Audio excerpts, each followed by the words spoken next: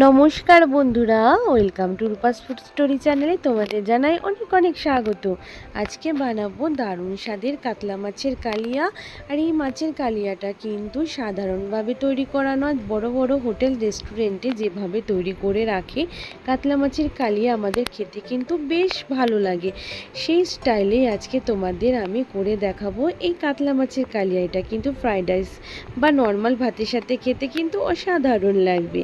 এর জন্য এখানে দেখো আমি কাতলা মাছ নিয়ে নিয়েছি, ভালো করে ধুয়ে পরিষ্কার করে নিয়েছি কাতলা মাছটাকে। আর এখানে নিয়ে নিয়েছি আদা। এখান থেকে আমি দেখো আদাটাকে কুচি করে রেখেছি যাতে মিক্সি করতে সুবিধে হয়। নিয়ে নিয়েছি আদা, এখানে নিয়ে নিয়েছি রসুন। আদাটা 1 ইঞ্চি থেকে 1.5 ইঞ্চির মতো নেবে। আর রসুন এখানে আমি 15 থেকে 16টা নিয়ে নিয়েছি একটা টমেটো কুচি মাঝারি সাইজের নিয়ে নিয়েছি। এখানে আমি 3টে পেঁয়াজ নিয়ে নিয়েছি, পোস্ত, 2 রকমের সাদা কালো সর্ষে, আর 5 থেকে 6টা কাঁচা পাকা লঙ্কা। আর এখানে একটা মিক্সিং জার নিয়েছি। প্রথমে এখানে আমি দেখো কালো সর্ষে, সাদা সর্ষে আর পোস্তটাকে একটুখানি 1 চামচ লবণ দিয়ে শুকনো অবস্থায় মিক্সিতে আগে একটুখানি আমি কিন্তু এটার একটা গুঁড়ো করে নেব। কারণ প্রথমেই জল দিলে কিন্তু এর পেস্ট কিন্তু ভালো হয় না, তাই অবশ্যই কিন্তু এইভাবে আগে একটা পাউডার করে নিতে হবে। এরপর এখানে আমি দেখো দিয়ে দিচ্ছি এর মধ্যে কাঁচা লঙ্কা, আদা, দিয়ে দেব রসুন, যেই মশলাগুলো এখানে আগে দেখিয়েছিলাম সেগুলোই দিয়ে দিচ্ছি এখানে আমি টমেটোটাও এখানে আমি দিয়ে দেব। দেখো টমেটো কুচিটাও দিয়ে দিয়েছি। এবার আমি দেখো এখানে এখানে দিয়ে দিলাম আমি জিরে গুঁড়ো। তা আমি এখানে জিরে গুঁড়োটা দিয়ে দিচ্ছি এবার ধনিয়া গুঁড়োটাও দেওয়া হয়ে গেছে। এবার দিয়ে দিচ্ছি আমি হলুদ গুঁড়ো। এবার দিয়ে দেব সামান্য একটু জল যাতে মিক্সির পেস্টটা খুব সুন্দর হয়। দেখো এবার সমস্ত কিছু দেওয়া হয়ে গেছে। এবার আমি মিক্সির ঢাকনাটা আটকে দিয়ে খুব সুন্দর করে একটা কিন্তু পেস্ট বানিয়ে নেব। দেখো খুব সুন্দর করে একটা কিন্তু আমি পেস্ট বানিয়ে নিয়েছি। তোমরা দেখেই নিলে কত সুন্দর হয়েছে পেস্টটা। এবার আমি কাতলা মাছের মধ্যে দেখো লবণ দিয়ে দিয়েছি। এবার দিয়ে দেব লবণ হলুদ দিয়ে দিচ্ছি মাছের মধ্যে। আর দিয়ে দেব কাশ্মীরি লাল লঙ্কার গুঁড়ো।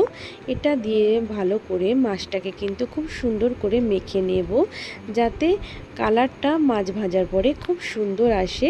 এর জন্য কিন্তু এখানে আমি কাশ্মীরি লাল লঙ্কার গুঁড়ো ব্যবহার করেছি। তোমরা চাইলে এটা বাদও দিতে পারো, তবে এভাবে কাশ্মীরি লাল লঙ্কার গুঁড়ো দিয়ে মাছটাকে মেখে ভেজে দেখবে খুব সুন্দর কিন্তু এটার কিন্তু রং হবে, মাছ ভাজার পরে দারুণ হবে। এর জন্যই আজকে আমি কাশ্মীরি লাল লঙ্কার একটু গুঁড়ো এখানে কিন্তু ব্যবহার করেছি। এবার খুব সুন্দর করে সমস্ত মাছগুলোকে কিন্তু মেখে নিয়েছি। তারপর একটা কড়াই গরম করতে বসিয়ে দিয়েছি। কড়াইটা আগে খুব সুন্দর করে আমাদের গরম করে নিতে হবে। তারপরে আমি এখানে দিয়ে দিয়েছি সর্ষের তেলটা একটু বেশি করেই দিয়েছি। এই কাতলা মাছের কালিয়াতে কিন্তু একটু তেলটা বেশি লাগে, তাই একবারে আমি একটু বেশি করে তেলটা দিয়ে দিয়েছি। তেলটা খুব সুন্দর গরম হয়ে গেলে তার মধ্যে দেখো এবার তেলের মধ্যে আমি মাছগুলোকে ছেড়ে দিচ্ছি। দেখো একে একে মাছগুলোকে দিয়ে দিচ্ছি আমি তেলের মধ্যে। এবার খুব সুন্দর করে কিন্তু মাছের একটা নিচের পিঠটা ভাজা হয়ে গেলে তারপর অপর পিঠটা কিন্তু মাছের এরকম আবার উল্টে দিয়ে খুব ভালো করে কিন্তু ভেজে নেব। এভাবেই কিন্তু আমাদের মাছগুলোকে কিন্তু সুন্দর করে ভেজে নিতে হবে। দেখো দুটো পিঠে কিন্তু খুব ভালো করে ভাজা হয়ে গেছে। এবার ভাজা মাছগুলোকে একটা প্লেটে তুলে নিচ্ছি আমি। এইভাবে পরের মাছগুলো একইভাবে ভেজে নেব। তারপরে দেখো বাকি তেলের মধ্যে দিয়ে দিচ্ছি আমি 2টো শুকনো লঙ্কা। মাছ ভাজার পরে কিন্তু আর এক্সট্রা কোনো তেল অ্যাড করিনি, এই তেলেই রান্না হয়ে যাবে। এজন্য আগে থেকে বেশি করে তেল দিয়ে দিয়েছিলাম।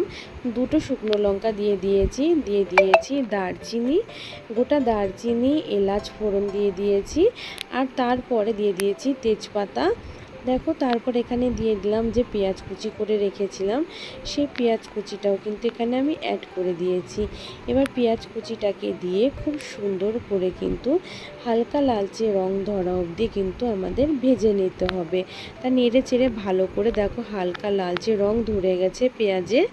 এরপর যে মিক্সিতে আমরা পেস্ট বানিয়ে রেখেছিলাম, সেই পেস্টটা কিন্তু এখানে এবার অ্যাড করে দিয়েছি। এবার খুব ভালো করে কিন্তু এই পেস্টটাকে কিন্তু নেড়ে চেড়ে ভালো করে কিন্তু পেঁয়াজের সাথে কিন্তু আমাদের সুন্দর করে মিশিয়ে নিতে হবে। দেখো খুব ভালো করে নেড়ে চেড়ে কিন্তু মিশিয়ে নিচ্ছি, আর অনবরত কিন্তু এটাকে নেড়ে চেড়ে নিতে হবে। খুব ভালো করে মশলাটাকে কিন্তু আমাদের কষিয়ে নিতে হবে, আর এই মশলা কষানোটাই কিন্তু হচ্ছে আসল। দেখো এরপর এখানে দিয়ে দিলাম কাশ্মীরি লাল লঙ্কার গুঁড়ো, এটা সুন্দর রং আসার জন্য দিয়ে দিয়েছি। তোমরা চাইলে যদি ঝাল বেশি খেতে পছন্দ করো, এখানে কিন্তু রেড চিলি পাউডারও ব্যবহার করতে পারবে। তোমরা তোমাদের ঝাল যেমন খেতে ভালোবাসো সেই অনুযায়ী এখানে ঝাল অ্যাড করবে। আমি সামান্য একটু জল দিয়ে মশলাটাকে আবার খুব ভালো করে কষিয়ে নিয়েছি। দেখো মশলার গায়ে সাইড দিয়ে কিন্তু তেল ছাড়তে শুরু করেছে, মানে মশলাটা আমাদের খুব সুন্দর কষানো হয়ে গেছে। যেহেতু এখানে সর্ষে দেওয়া আছে, তাই খুব বেশিক্ষণ কিন্তু আর বেশি কষাবো না, তাহলে মশলাটা তেতো হয়ে যাবে। এজন্য মশলাটা খুব সুন্দর করে অল্প সময়ের মধ্যেই কষিয়ে নেওয়া হয়ে গেছে, তেল ছাড়তে শুরু করেছে। পরিমাণ মতন জল এখানে কিন্তু অ্যাড করে দিলাম। এটা যেহেতু গ্রেভি হবে, তাই খুব পাতলা ঝোল হবে না, তা বেশি জল দেওয়া যাবে না। তারপরে দেখো ঝোলটা ফুটতে শুরু করেছে। এখানে আমি দিয়ে দিলাম পরিমাণ মতন একটু লবণ, দেখো আর দিয়ে দিয়েছি সামান্য একটু চিনি। তার ফলে স্বাদের ব্যালেন্সটা খুব সুন্দর হবে, আর ঝোলটা কিন্তু খুব সুন্দর টকবক করে ফুটতে শুরু করেছে। এইভাবে কিন্তু প্রথমে আগে ঝোলটাকে কিন্তু আমাদের বা গ্রেভিটাকে খুব সুন্দর করে এরকম টকবক করে ফুটিয়ে নিতে হবে। তারপরে টকবক করে যখন দেখবে এরকম ঝোলটা ফুটে উঠছে, তারপরে কিন্তু আমরা ভাজা মাছগুলো কিন্তু অ্যাড করব, তার আগে কিন্তু অ্যাড করব না। দেখো এবার আমি ভাজা মাছগুলোকে কিন্তু দিয়ে দিলাম ঝোলের মধ্যে। এবার খুব ভালো করে ঝোলের সাথে মাছগুলোকে কিন্তু খুব সুন্দর করে ফুটিয়ে নেব, যাতে ঝোলটাও খুব সুন্দর করে গাঢ় হয়ে আসবে, আর আমাদের মাছটাও কিন্তু ঝোলের মধ্যে খুব সুন্দর সেদ্ধ হয়ে যাবে, আর ঝোলের সমস্ত ফ্লেভারটা কিন্তু মাছের মধ্যে মিশে যাবে। এভাবে খুব ভালো করে কিন্তু আমরা মাছটাকে কিন্তু ফুটিয়ে নেব।